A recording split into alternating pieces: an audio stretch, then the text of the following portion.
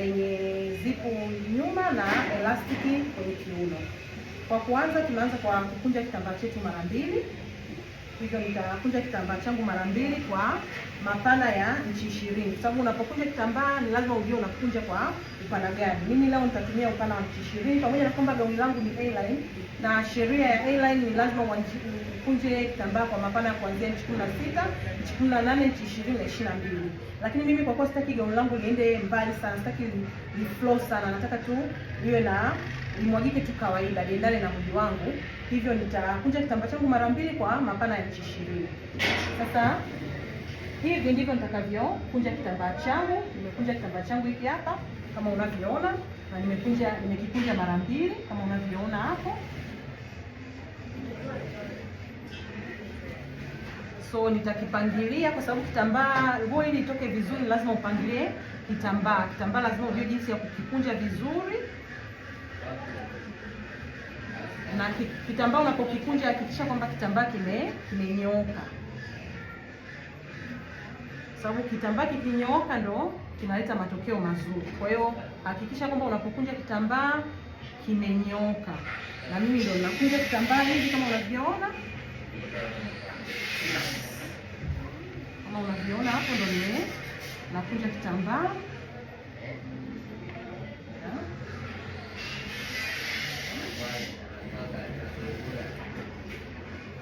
So baada ya hapo nitautafuta mstari wangu wa kuanzia, kwa sababu ni lazima niwe na mstari wa kuanzia ili niweze ninapoingiza vipimo nijue naingiza kwa kuanzia wapi. Kwa hiyo huu hapa ndio mstari wangu wa kuanzia, kwa sababu ndio mwanzo wa jora. Nitaanzia hapo. Baada ya hapo, kwa kuwa mwili wa mwanadamu umegawanyika katika sehemu kuu mbili, kipande cha juu na kipande cha chini, na wanawake mara nyingi wanaovaa nguo zenye muundo. Kulikuwa hata wanaume, sijajua kama wanaume mara nyingi, ni mara chache sana, lakini wanawake ndio wanavaa nguo zenye muundo. So muundo wa mwanamke mara nyingi kwa watu wanaovaa vipimo vya large, muundo unaanzia inchi 17 mpaka inchi 17 na nusu. So mimi leo namkatia mtu anayevaa kipimo cha large. Nitamkatia kwa muundo wa inchi 17. Ningekuwa namkatia mtu anayevaa small na medium, ningekata inchi 15 au 16, kwa sababu ndo miungo yao inakuanzia hapo. So nitakachokifanya, nitaenda moja kwa moja kwenye kitambaa changu. Nitatoa inchi 17 za mwanzo ambazo ndo hizo hapo kwa ajili ya kipande cha juu, kwa sababu sizitumii kwa sasa hivi. Kwa hiyo nitazitenga, nitafute urefu. Sasa urefu wangu mimi naotaka ni inchi 45, kwa hiyo nitazimaki hizo hapo 45. Nitakuja nitaongeza urefu nitaongeza inchi 2 kwenye urefu wangu. Mara nyingi tunaongeza inchi 2 au 1.5. Lakini mimi ninataka kuongeza inchi 2 ili niwe na uhakika wa kitambaa, kwa sababu vitambaa vinatofautiana. Unaweza kuongeza 1.5 nguo ikawa na urefu ambao wewe hukutaka. So ninaongeza inchi 2 hizo hapo. Kwa baada ya kuongeza inchi 2 nitamaki yale maeneo ambayo nimeongeza urefu na inchi 2 za kushonea.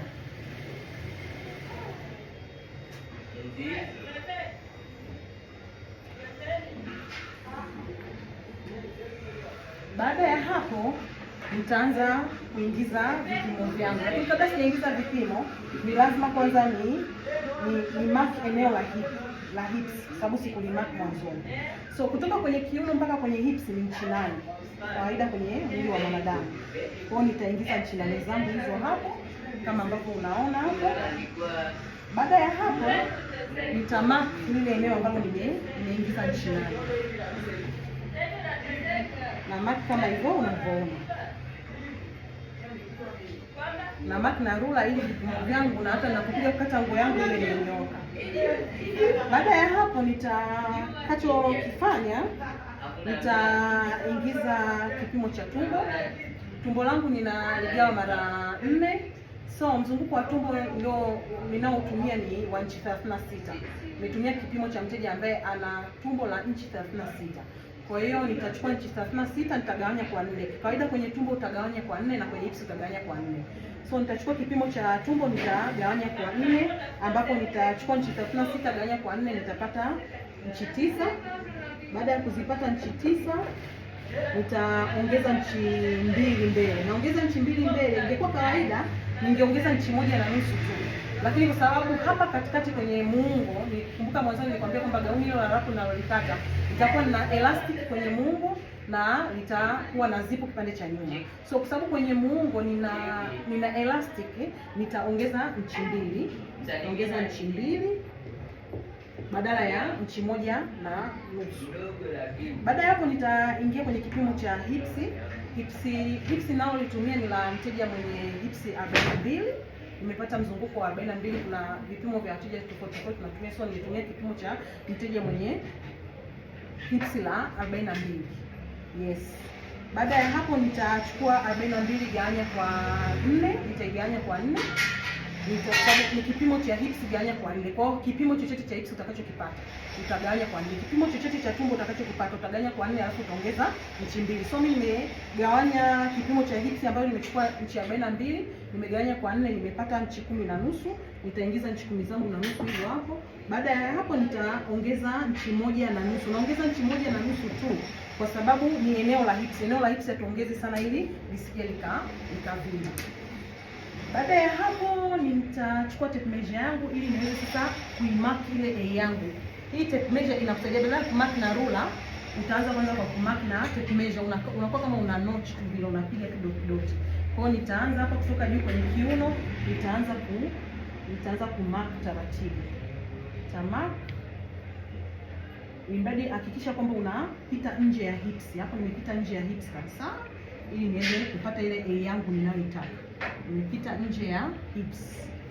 Umeona? Umeona kitu nilichokifanya? Yeah. Baada ya hapo nitakachokifanya, nitakuja ile eneo la chini, nitaweka curve ndogo kwa sababu kawaida haya maeneo ya chini nguo zenye A ni lazima uweke curve ili kusiwe kuna kona kwenye ile eneo, ili kusiwe kuna shape mbaya ya eneo la chini. So inatakiwa niweke curve ili ile eneo la chini linyooke kawaida. So nitakachokifanya hapa, nitakuja nitaweka curve yangu ambayo nitahakikisha ni kama huku chini ni kama nimetoa inchi 1 na nusu ili niweze kutengeneza engo ambayo inakaa vizuri.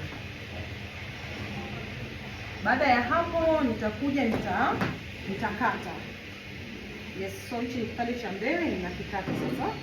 Nitakata kama hivi unavyoona.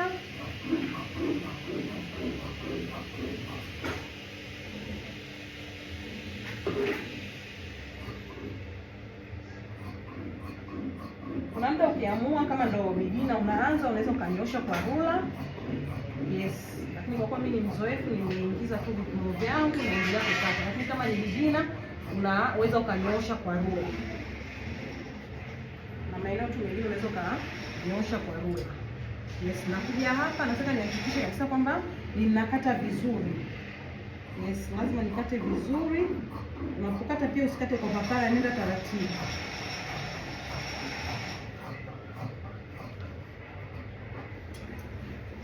Sawa. Baada ya hapo, hapa nimeshapata kipande cha mbele kama unavyokiona. Hiki hapa ndo kipande chetu cha mbele, na unakiona kabisa kwamba